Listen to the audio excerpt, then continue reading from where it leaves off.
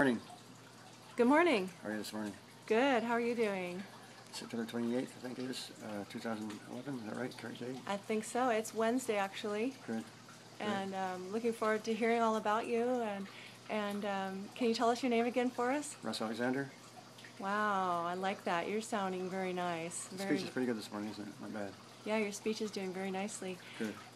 And so, Russ, just to give us a little synopsis, a little story, tell us a little bit more about when you were first coming about with an understanding that you're having Parkinson's. I think it was about 4 years ago. And I was walking on Bob Island with my friends, and I noticed my walk was getting funny, my body shape was getting funny.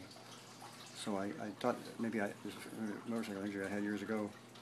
And I went to the doctor, and they x-rayed me and all that kind of stuff, and there's nothing wrong there. So finally I got diagnosed with Parkinson's disease after being checked out many times. It was 2006, 2007, I think.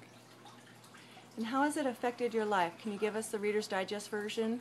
Well, basically, it makes it so I can't work anymore. If you can't walk, can't talk, you can't even write your name, what can you do for a living? You know, and I thought I could do network marketing, MLM, for a living. I could do that for a living, maybe. So that's the only thing I could do. So I think I'm going to work on MLM as much as I can. And now you were very successful in real estate. Can you tell us a little bit about that? I was the MLS Salesman of the Year 2 times by Board of Realtors, which is the highest #1 agent in sales. That was the 70s, so I had a lot of energy and a lot of I guess energy is a good word, yeah, in the 70s.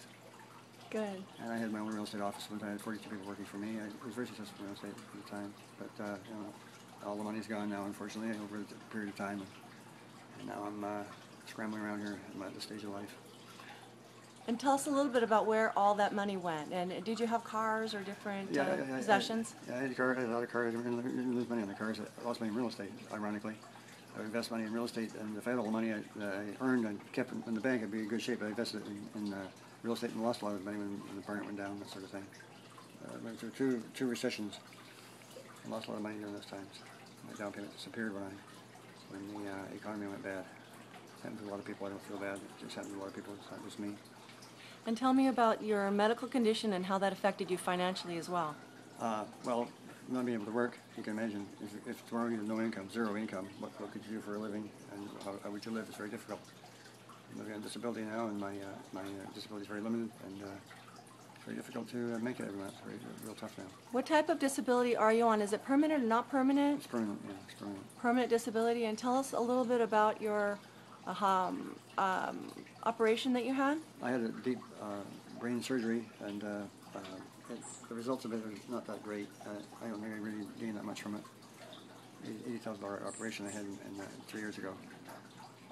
But was it, what was the purpose of the operation?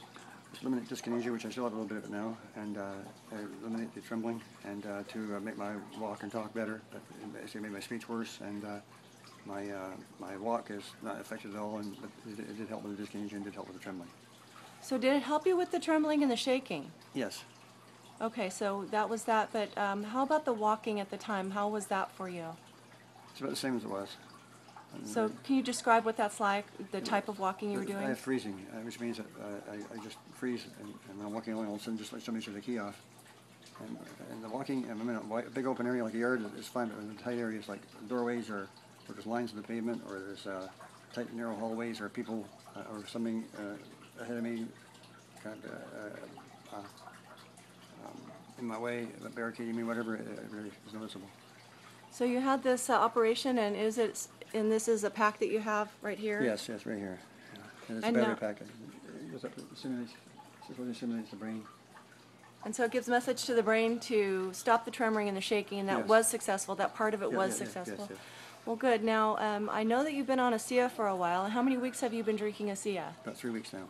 About 3 weeks. And you started out at 2 ounces in the morning, 2 ounces at night for the first 3 days. Then you upped it to about 8 ounces after about 5 days, or after about 4 days. Is that correct? Approximately after about 4 days, you upped it to about. I think about a week later, I upped it. About a week later, you upped it. And a week later after that. Okay, good. And so that was 8 ounces a day at that time that you upped it to, right. Spreading it out throughout the day. Yes. And now you're up to how many ounces a day? 12. 12 ounces a day. I'm assuming I'm going to taper back off again. I'm on 12 right now for the last. Okay, so you're on 12 right now, and you're going to taper back off when it's appropriate. And then, are you consuming more water, or is that something that's important to you right now? Yes, I'm trying to consume more water. you're after me to consume more water every day, and it's a good thing. It's just I'm doing as best I can with water. Okay, good.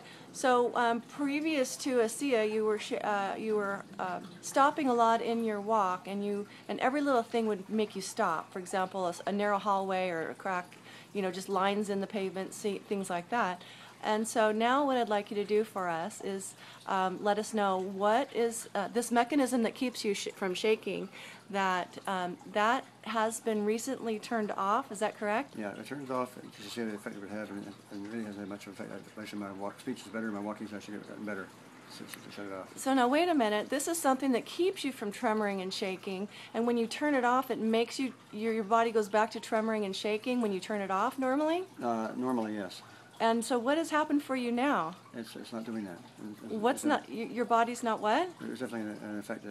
You see, it definitely has an effect on me.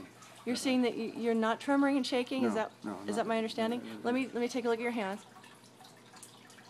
Wow. You could be like a brain surgeon. Hang on just a minute. Look at that. And this mechanism has been shut off for how many days now? 4 or 5 days now. 4 or 5 days now. And you've been on ASEA for how many weeks? About 3 weeks. About 3 weeks. Wonderful. Russ, I would like you to show us your walk right now. Would you be able to walk and go down a narrow hallway for us, Yes. even go to the front door? Do my best, yeah. And normally, Russ, don't you walk with a cane normally? Where's my cane? There's back there. You want to follow me? I'll follow you. Okay.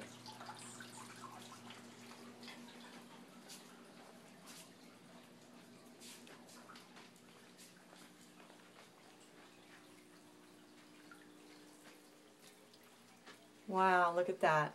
That's phenomenal. Can you come to the front door for me? And now this is a narrow hallway. Aren't you supposed to be stopping your walking? And you normally stop when you make a turn, isn't that correct? Yes.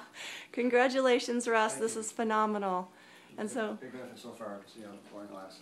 we'll see how things go step by step. Thank you very much. Thank you.